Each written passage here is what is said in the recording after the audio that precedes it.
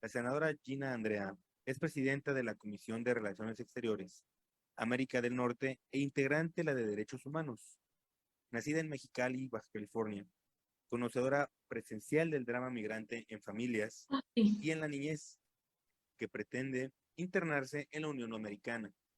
2 veces diputada federal y actual senadora. Ha presentado numerosas iniciativas de reforma, adición y decreto de leyes alusivas al ámbito migratorio. Como subsecretaria de Desarrollo Social en Mexicali, impulsó la creación de numerosas guarderías y albergues para familias en condiciones migrantes. Si fuera tan amable, senadora presidenta. Muchísimas gracias. Saludo con mucho cariño y respeto a quienes están participando en este foro tan importante, a mis compañeras y compañeros senador, a mis compañeras legisladoras y legisladores, por supuesto a los expertos en la materia. Creo que es de suma importancia precisamente que podamos hablar de este tema.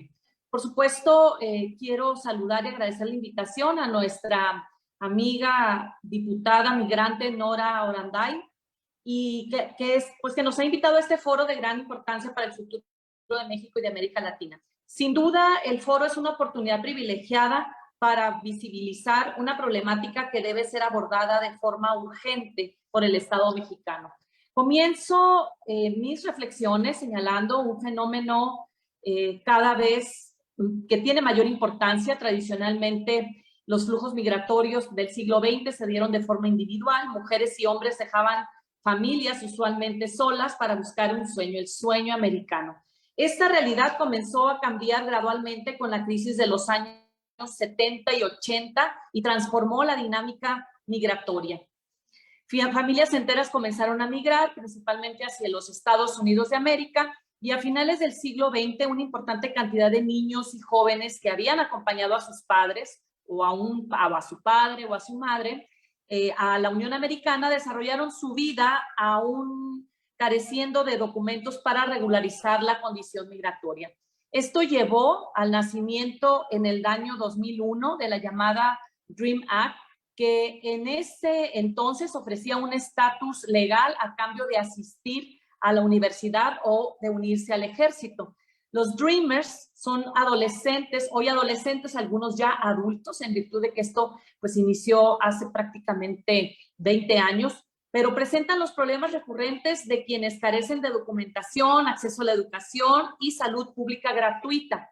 En octubre del año 2018 se dio la primera caravana migrante en Honduras. Familias enteras expulsadas por la violencia y la pobreza iniciaron su aventura por México, una nación de origen, destino, tránsito y retorno de personas migrantes. El fenómeno de las y los niños migrantes es uno de los más grandes retos humanitarios que enfrentamos el día de hoy, ya que se trata de un sector vulnerable que se encuentra expuesto a diversos riesgos: la violación de sus derechos humanos, el abuso de las autoridades, la amenaza de grupos criminales y la soledad y el abandono que se da cuando se ven separados de sus familias o de sus madres o padres.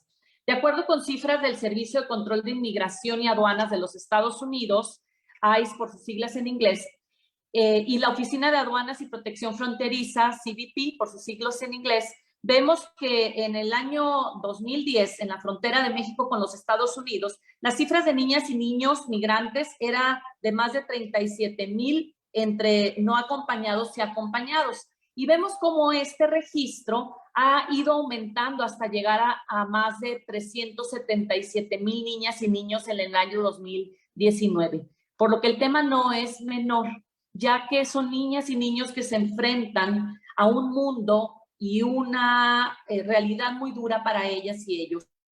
Por lo que esta realidad reta y hace necesario ajustar nuestro marco migratorio de atención y cuidado a niñas y niños, así como de adolescentes, así como a fortalecer y adecuar las instituciones migratorias.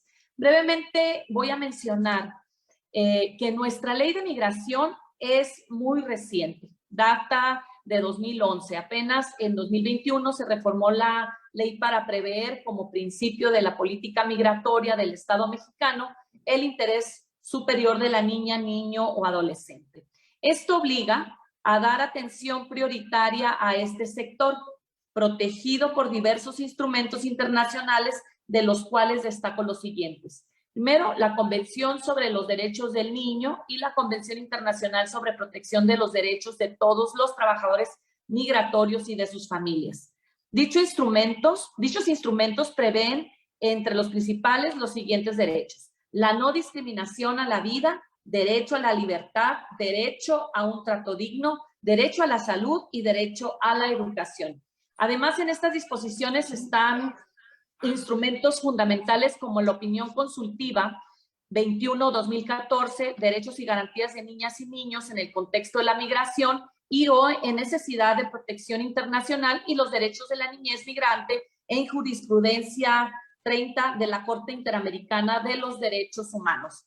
Estas referencias son importantes porque la reforma a la Ley de Migración del año 2020 establece que los procedimientos aplicables a niñas, niños y adolescentes migrantes se regirán por los derechos, principios establecidos en la Constitución, los tratados internacionales, la Ley General de Derechos de Niñas, Niños y Adolescentes. Por lo que en relación con las niñas y niños y adolescentes acompañados y no acompañados, tenemos un marco jurídico orientado a proteger de la manera más amplia sus derechos de acuerdo al mandato del artículo 1 constitucional, y que además obliga a la autoridad a velar por sus derechos. Sin embargo, a la luz de estas consideraciones, encontramos fallas a nuestro sistema migratorio actual. En primer lugar, hay que señalar que el fenómeno de niñas y niños migrantes es muy diferente dependiendo de la frontera de que se trate.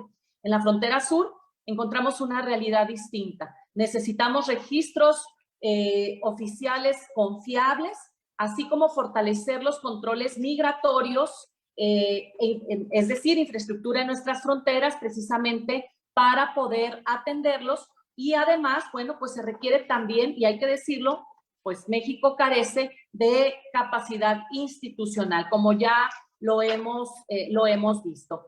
Finalmente, quiero cerrar mi exposición con algunas propuestas de modificaciones que sin duda buscamos se traduzcan en iniciativas de reforma a nuestro marco migratorio y que estaremos proponiendo en los próximos meses. El control migratorio a cargo del Instituto Nacional de Migración es clave para determinar el origen y conocimiento de las edades y necesidades de las niñas y niños migrantes. Por lo tanto, se debe fortalecer su capacidad y control, así como de focalizar su presupuesto hacia el ofrecimiento de ayuda psicológica, médica, educativa, alimenticia y de acompañamiento. Asimismo, destaco el tema de la propuesta presidencial de convertir la Comisión Mexicana de Ayuda a Refugiados en una unidad administrativa integrada a la Secretaría de Hacienda. Creo que esto sería un gran error estratégico, ya que se suma a las constantes recortes presupuestales que pues conocemos, ¿no? Y por último, en cuanto a la Guardia Nacional, debo destacar que no es la autoridad adecuada para el control migratorio. Creo que los elementos de la Guardia Nacional carecen de protocolos, carecen de conocimiento en cuanto a derechos humanos. Y por último, creo que es importante la creación de un sistema de protección integral para niños migrantes. Creo que hay mucho que hacer todavía y bueno, pues yo agradezco mucho esta posibilidad de poder hacer, pues próximamente espero, una mesa de trabajo y que podamos de manera conjunta hacer una propuesta integral de reforma de ley en materia migratoria. Por su atención, muchísimas gracias.